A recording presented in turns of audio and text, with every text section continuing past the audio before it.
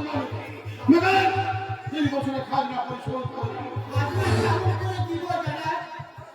আকাশে বৃষ্টি নেই পরপর 3 বছর মাঠে ফসল হাহাকার করছে দেশের মানুষ সবাই ছটফট করছে আমরা আমার ছোট্ট মনে কাছে মনে একটু দুধের জন্য একটু খাবারের জন্য কিন্তু আপনি দয়া করুন আমাকে কিছুদিন সময় দেন আমি আপনার সময় মতো আপনার খাজনা আমি দিয়ে আসবো সময় তোকে দেওয়া হবে না বলছি ভালো ভালোই 2-3 বছরের খাজনা পরিশোধ করবে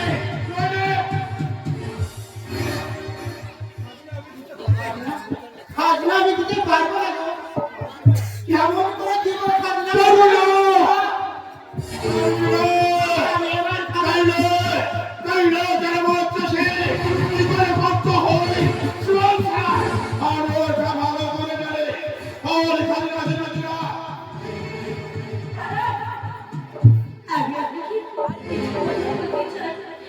দাঁড়াও, কি কথা বলতে চাও?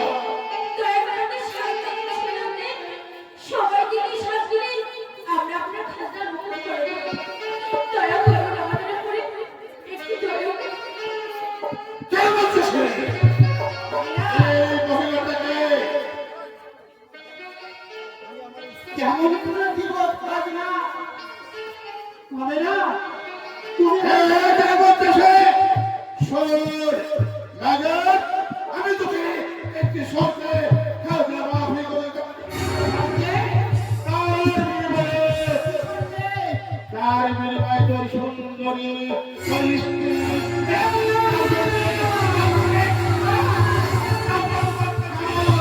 আমরা গরিব হতে পারি আমরা গরিব ঘরে জন্মগ্রহণ করতে পারি তো ওই কথা ওই ছোট কথা বলবেন না ওই পাপের কথা বলবেন না পাপের কথা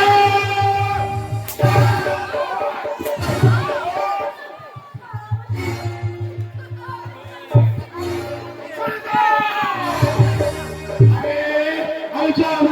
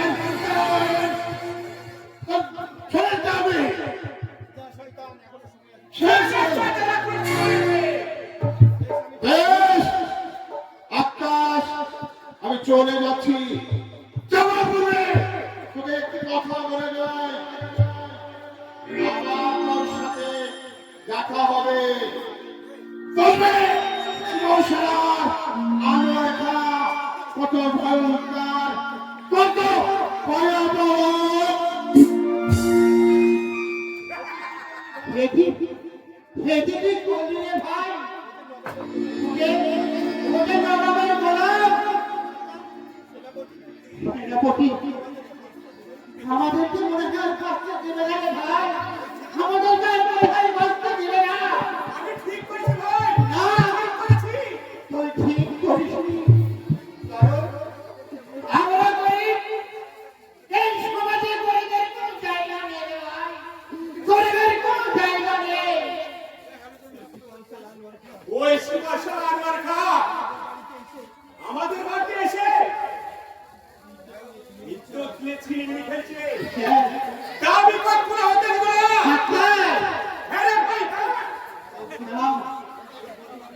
এই কথা আমি নিবই আর না হলে এ রাজ্য ছেড়ে অনেক দূরে চলে যাবেন ওটাই ভালো ওটাই ভালো এই দেশের বাসী না করে অন্য দেশে চলে যাবে সবচাইতে উত্তম কাজ হবে আমাদের সেটাই এসব হয়েছে এসব কবিতা তাই চল ভাই তাই চল